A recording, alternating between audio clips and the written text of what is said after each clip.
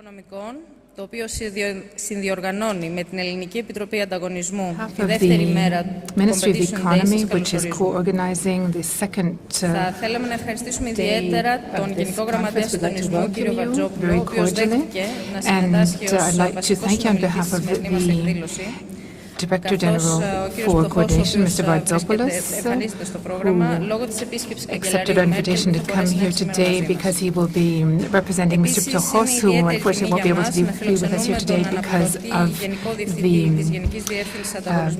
visit of Chancellor Merkel to Athens today. And we'd also like to cordially welcome Deputy Director General at the DG Competition of the European Union, Mr. Gert-Jan Koopman, for his excellent cooperation with us and help and assistance, which has been very valuable over the past 2 years.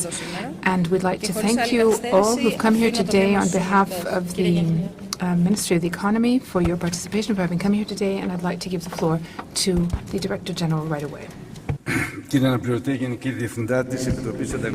Deputy Director General of the Commission for Competition. Now, I would like to welcome you on behalf of the Hellenic government to the second day of the Competition Day. Now, of course, we are talking about competition, we're talking about state aid. So we have wanted to highlight how state aid is managed. And that is not per chance, because over the past 4 years, Greece has been through the worst fiscal and economic crisis after the Second World War, at a very high cost for Greek citizens. From 2009 onwards, we have seen a 25% drop in our GDP. And that, of course, can be translated into a drop in prosperity and productivity. High youth unemployment and, of course, drop in the social benefits of the state. After 4 very difficult years, we see the first signs of a pickup. Yesterday, successfully, Greece was able to, in fact, move back to the money market, and the macroeconomic indicators do show an improvement for the first time. So we want to try and create those conditions now which would lead to a drop in unemployment, and of course at the same time to make sure that the country doesn't once again go back into a crisis situation. So we want to have a different development model for the country. We want to base ourselves on an open economy with competitive products, and also to be able to have a very strong labour force, and certainly to have done away with any sort of inflexibility on the labour market we had in the past. Now, we do have a number of tools at our disposal. Now, the fact that we are in the Euro group means that we do have the possibility to be more active, but of course we do have certain limitations and obligations incumbent upon us. So we have to see how we're going to be able to manage available resources and how to create incentives for companies. Now, the rules, of course, can act as a tool, once again, whereby we can promote dynamic and innovatory sectors of the economy, and we can, in fact, help small and medium-sized enterprises. And after the review of the rules of state aid, we think that implementation will be more simple. Now, Greece, of course, is dealing with serious problems in terms of the rules which prevail as to state aid. But, of course, we will comply fully. We want to try and reform the bank system. And, of course, the recent law on the banks was praised by the Vice President of the Commission, Mr. Almunia. And our privatization program here in Greece is being done in accordance with competition rules.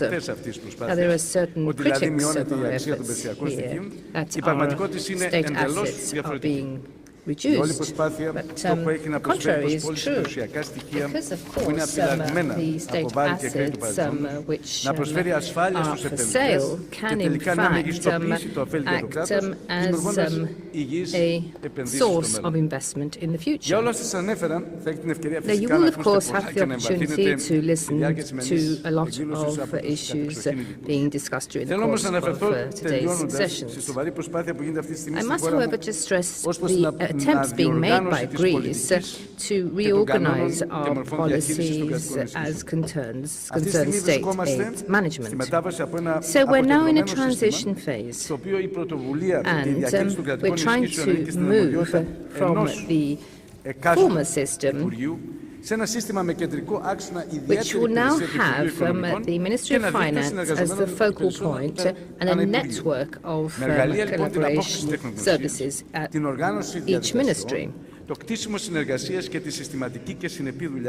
we are going to, therefore, based on expertise, try to improve the position of our country in terms of implementation of such state aid rules.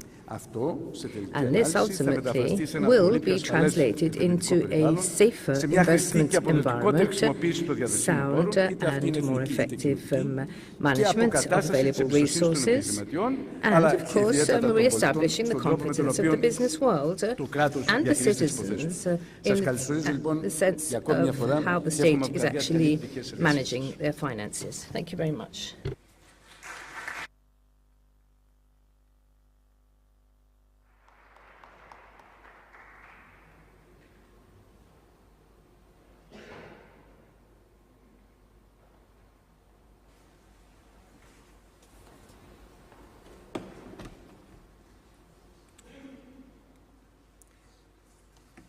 Mr. Secretary General, dear colleagues, let me first of all start by saying that it's a real pleasure to be here in Athens today for a variety of reasons, not least because, as the Secretary General has just reminded us, Greece this year is coming out of a recession. Yesterday was a historic day from a macroeconomic point of view, with a significant development in terms of access to the capital markets, which has been welcomed by the European Commission. But also today we are talking about state aid control and modernization of state aid control, where I would like to, right at the start this morning, congratulate the Hellenic Presidency and the Greek state for having taken what I would label giant strides in terms of modernizing the national institutional setup with the creation of a central state aid unit, and generally I think a much greater awareness, which we notice in our contacts with Greek colleagues, of state aid issues.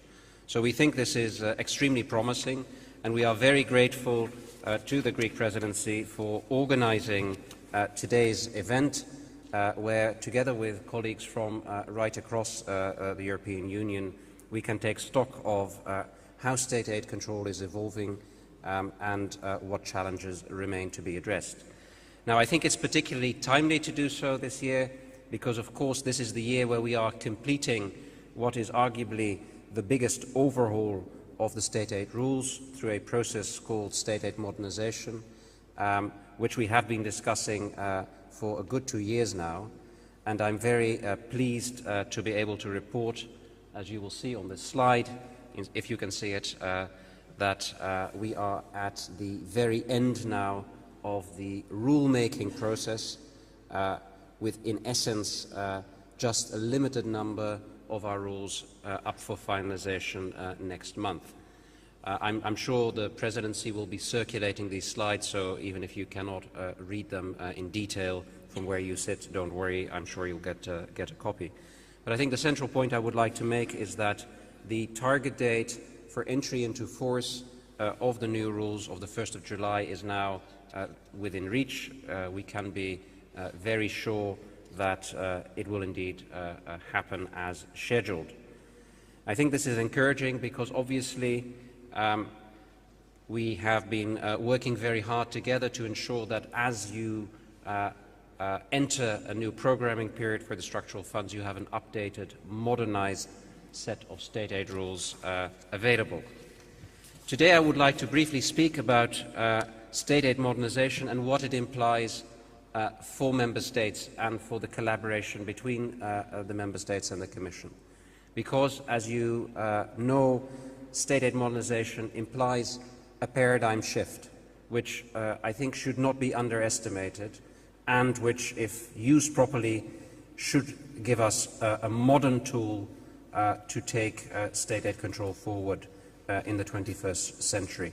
I think the fundamental points to note here are that we are shifting control predominantly from an ex-ante perspective to an ex-post perspective. In other words, there will be very little aid subject to ex-ante scrutiny and approval by the Commission before it is actually granted. To complement that development, we will of course be working with Member States to ensure that there is sufficient ex-post control and that Member States themselves take their responsibilities seriously in granting the aid. Secondly, the new rules and the general block exemption regulation facilitate greatly the granting of what we would label good aid and are very constraining when it comes to aid with a high distortive potential. So in other words, state aid modernization is contributing thereby to channeling state resources towards contributing to economic recovery and growth. That's very important, and my colleague Vincent Verhouden will say more about that later this morning.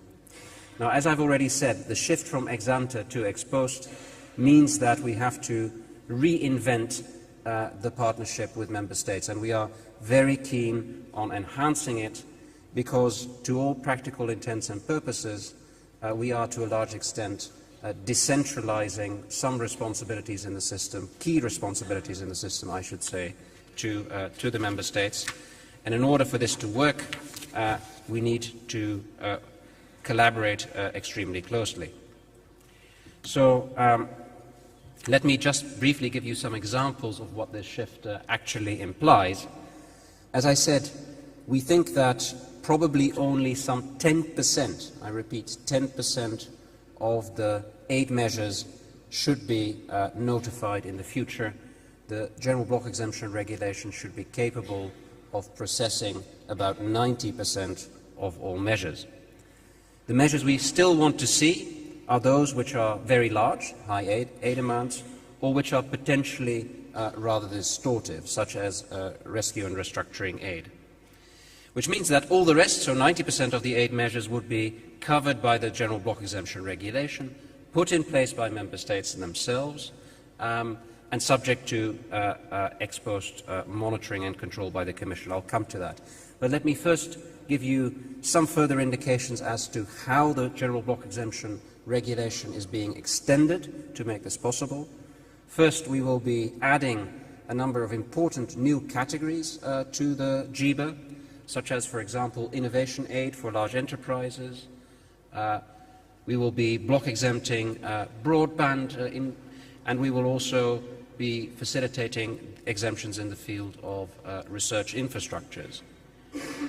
Then secondly, we will be extending very significantly forms of aid that are presently already exemptable, but we will be taking this a lot further to give significant possibilities for Member States to manage matters themselves. Risk finance aid is a good example in this context. Finally, the thresholds generally are being revised upwards, in certain cases very dramatically. Our current intention, for example, as far as research and development aid is concerned, is to double the thresholds generally, and in some cases even to triple them. So that should give Member States significant possibilities to grant aid without notifying it first to the Commission. I should add that if we really want to reach this target of processing 90% of the measures under the GBA, then of course Member States will have to make an effort to look at their schemes and their aid measures to ensure that they actually fit the GBA conditions. So this will not be automatic. It won't fall like manna from heaven. You will all collectively, with us, need to make a little effort to ensure that these schemes actually fit. And that, of course, would significantly reduce process time, and it would reduce administrative burdens. Now, naturally, the Commission, as a state aid control agency, is and continues to be very concerned about the potential distortions that state aid may have on the internal market, and we generally do not want to weaken enforcement. So, in such an ex-post environment, where a lot of aid is being granted through the GBA, we will need to have some control mechanisms ex-post to ensure that no undesired distortions occur. One measure you are familiar with, and we have been stepping up already significantly over the past couple of years, is monitoring of block-exempted and other aid schemes, where we check whether the formal compliance with the rules is actually met in practice. What we see is that in practice there are difficulties, and therefore we want to work very closely with you to avoid such difficulties going forward. I should also underline that in a world where there are very few rules other than the rules in the GBA that effectively control expenditure, we will also be very strict, I repeat, very strict when it comes to the enforcement of those limited conditions. So this has to be taken seriously, otherwise we dangerously weaken state aid control. The second important angle in this new framework is an emphasis on ex-post evaluation, which will complement monitoring in that it will provide a more substantive economic assessment, not just of the effectiveness of the schemes, but crucially of their impact on competition and the internal market. We want to be very proportionate in this respect. I know there are concerns in some capitals that the great simplification we are offering on the one hand is going to be undone on the other hand through a jungle of evaluation requirements. Let me reassure you, this is not at all what the Commission has in mind.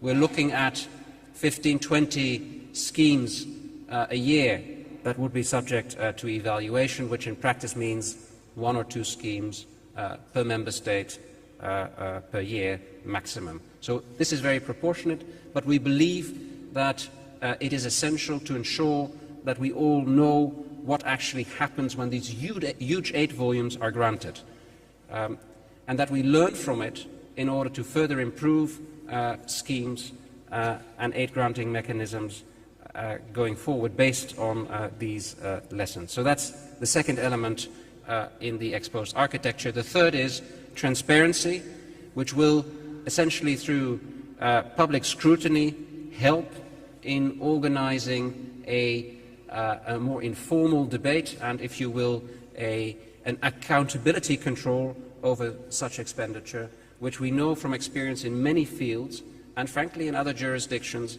can be highly effective. Again, here we will be offering support, IT support, to ensure that this transparency can be organized in a very effective and very low-cost manner. And we will not be requiring every single aid award to be made public, but only the larger ones. So we think this is a proportionate contribution to ensuring control. Finally, I should say that if Member States take transparency very seriously, then we will of course be suggesting that the existing reporting requirements can be done away with for the Member State in question. Given that you are collecting this information anyhow at the moment, this I think means that if you take transparency all the way, you will de facto not have any additional administrative burdens because there will be no reporting requirements left at the end of the road. So those are the three elements to counterbalance the significant abolition, I should say, of ex-ante control. And we believe that now is the time to get ready for this, because this should really help in contributing to economic growth and recovery. As I've said, we will be facilitating good aid significantly and will be tough on bad aid. And I don't want to go into why all of this is so important, other than to highlight 2 points.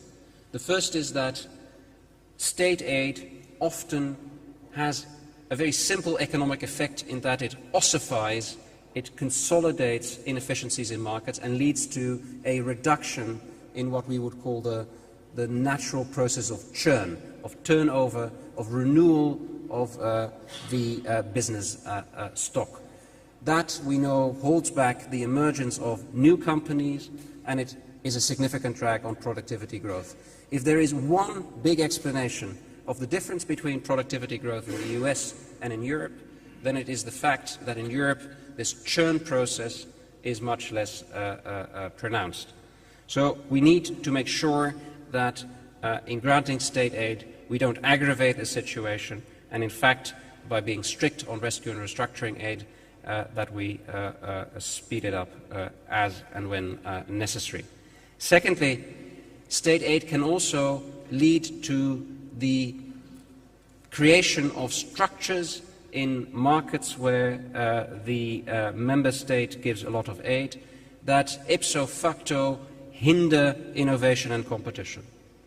A very good example relates to the way energy markets have been developing over the past 5 years, where on the back of extensive state intervention, not just for renewable energies, but also for capacity mechanisms and for the creation of infrastructure, de facto there is very little market left at a national level, and increasingly there is hardly any market left across member states. So here state aid control can help in putting a framework for all member states that on the one hand allows member states to reach their societal objectives, their environmental and other objectives, but at the same time preserves the functioning of the internal market. So, in other words, state aid control can help correct market design flaws induced by state aid that can be a significant drag on growth. We're all concerned about high energy costs in Europe. We're all concerned about access to energy sources, energy security of supply. State aid control can be an important tool to help reach these objectives in a cost-effective manner. And this, of course, is why the Commission the day before yesterday adopted new state aid guidelines for energy and the environment, and why we will be taking contact with member states to review their energy support systems. As I said, 1st of July is the starting date for some. Obviously, we've built in some transitional measures because we cannot expect member states to change all of their settings immediately over such a short period. But it is important to get ready because the reforms, as I've just explained, really are very, very fundamental. So what does that mean in practical terms for member states? It means that they have more responsibility for the design and implementation of schemes which are block exempted, which means that we do not get involved in the discussions because block exempted schemes are not shown to the Commission beforehand. But that means, secondly, that there needs to be efficient control at the national level and that the institutional setup, where necessary, should be reviewed. I should add, particularly when it comes to regional and local authorities, which in many member states seem to be at the root cause of difficulties in ensuring compliance with state aid rules. So a general recommendation is that we believe member states need to step up their efforts in this area. I've already complimented the Hellenic Republic for the creation of a Greek state aid department, which is centralized. But there are other areas in member states, in other member states where more work is needed. And there is a significant potential here to learn from each other. Training and dissemination, of course, is key because we can, through this work, actually make real progress in applying best practices. So in summary, and this is my last comment, the success of SAM will also crucially depend on what you member states do with the new opportunities. It will be for you to decide whether you actually use the block exemptions. We're trying to help you in that by offering you suggestions as to how that can be done, but ultimately these are your choices. It will be for you to take evaluation forward and to develop evaluation plans that are actually useful in a national setting, not just a control device ex post for the Commission, but something that helps you get more value value for money out of your schemes. And thirdly, a proactive use of transparency, we believe, will also help a lot in terms of getting your aid measures properly calibrated. So, in summary, ownership of these reforms at the member state level is crucial and will be a critical success factor for the realization of SAM on the ground. SAM can be a wonderful success on paper. It can be a great failure in practice if this opportunity is not reaped. So in that context, I would like to congratulate all of you for the hard work that you are now undertaking on a purely informal basis in the working group of member states, which is chaired by my colleague Pekka Timonen from Finland, where you are looking at opportunities for implementation on an informal basis, exchanging best practices, and also holding up a mirror to the Commission, telling us what you believe is problematic in the context.